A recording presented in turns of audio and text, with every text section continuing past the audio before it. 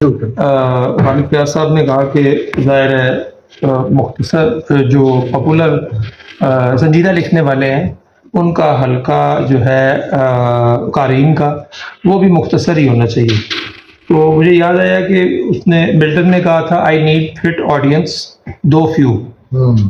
उसने कहा काम के बंदे होने चाहिए बेशक थोड़े हों जैसा कि हम हैं। अब सवाल ये है नहीं, अब इसमें भी एक सवाल ये है, मतलब ये वैसे ये है कि हमारे यहाँ जो ये जो फिट ऑडियंस है या जो सुखन शनास जिन्हें हम कह सकते हैं, वो कितने जो तैयार हैं इस बात को एडमिट करने के लिए कि अगर कोई एक रास्ते से हटकर रास्ता बना रहा है तो उसको कबूल कर लिया जाए और फिर उसको दूसरों तक पहुंचाने की कोशिश भी की जाए। वो लोग जो है वो भी मैसर होने ज़रूरी है जो कि शायद नहीं है। अब दूसरी जो बात है वो ये है कि यहाँ ये बात हो रही है कि ये संजीदा जो पॉपुलर अदब है ये तरबियत करता है। देखिए, मैं एक मोहतरमा को जानता हूँ जो 40 साल की उम्र तक कमर्शियल इंग्लिश नावल पढ़ती रही हैं या पढ़ रही हैं।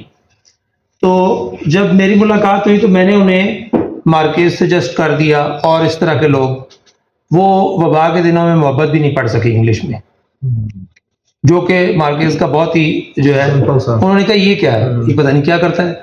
हाँ, मतलब 100 years ऑफ सॉलिट्यूड तो दूर की बात है ना, उसने बिल्कुल परे रख दिया। उसने कहा मैं नहीं पढ़ सकती। अच्छा, अब ये स्टेप अप कैसे होता है? ये उसी तरह होता है जैसे आपको तजुर्बा हुआ है।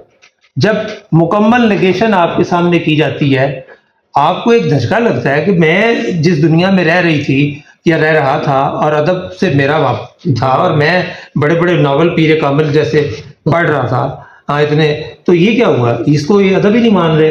तब आप सोचते हैं और 5-7 सेमेस्टर गुजारने के बाद भी आप उस लेवल पे नहीं आते कि बहाव जो है उसको पढ़ सकें। तो जब तक अच्छा, अब ये जो दूसरी मोहतरमा है, इन्हें चूंकि इस उम्र में ऐसा कोई तजुर्बा नहीं हुआ, इंग्लिश नावल पढ़ रही थी, पढ़ती जा रही हैं और वो जाहिर है वो प्रोड्यूस किए हुए नावल हैं, उनमें तीसरी जहत जो है मैंने तो कभी नहीं देखी। भट्ट साहब ने शायद जो है वो देखी हो। ऐसे नावलों में मुझे तो कभी तीसरी जहत नजर नहीं आई। नतीजा उसका ये होता है फौरन उसको। अच्छा, एक और भी मुश्किल है। एक तो ये है कि बार स्टेप अप करने के लिए आपको बताना पड़ेगा कि ये अदब है ही नहीं है, तभी वो जो है आपकी बात सुनने के लिए तैयार होगा, अगर वो अदब से मुखलिस है। अब जहाँ तक लिखने वाले का ताल्लुक है, देखिए, शख्सियत की पेचीदगी, तख्लीकी अमल की पेचीदगी, जहन की पेचीदगी, ये सारी मुश्किलात हैं गालिब जैसे लोगों, गालिब जैसे लोगों के लिए। वरना गालिब को नहीं पता था तो वो तो खुद कहता था कि जो है वो गली में फकीर गाए या वहां गाए तो वो गजल होती है। जब उसे ये बात पता थी वो लिख क्यों नहीं सकता था? वो नहीं लिख सकते भाई उन 2-3 गजलों के जो मैट्रिक के निसाब के लिए। बिल्कुल, मैट्रिक के निसाब के लिए लिखी उनने। हाँ, अच्छा, उनमें भी आप ये गौर करें कि वो भी पता चलता है कि किसी नुक्ता वर्ग ने जो है ये गजलें कही हुई हैं, उनमें भी सादगी कहीं नहीं है। तो कहने को ही सादा है, नौत आती है पर नहीं आती अभी। बिल्कुल। तो इसलिए मेरा ख्याल है कि अच्छा, अब जो ये इस्माइल कारदरे में ख्याल है इनके, मैंने भी इन्हें पढ़ा है।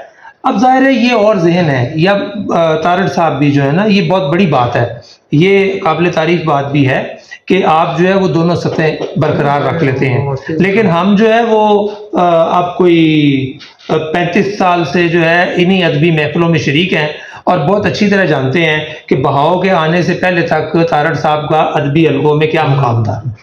कोई उन्हें संजीदा अदब का जो है वो राइटर तस्लीम ही नहीं करता था। उन्हें पॉपुलर अदब के जुमरे में जो है वो शुमार करते थे।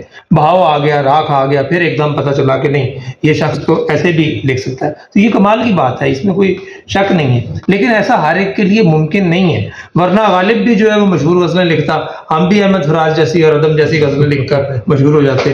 क्या पड़ी थी नज़में लिखने की, ना मकबूल शायरी करने की, ये कोई ज़हनी उलझन भी है, उसकी वजह से भी नहीं लिख सकते कोशिश के बावजूद। भट्ट साहब जितनी मर्जी हिमायत कर लेना, एक नावल वैसा लिख कर दिखाएंगे, खुद ही ये सुबह बाढ़ देंगे उन सबों को, क्योंकि मैंने क्या किया। ये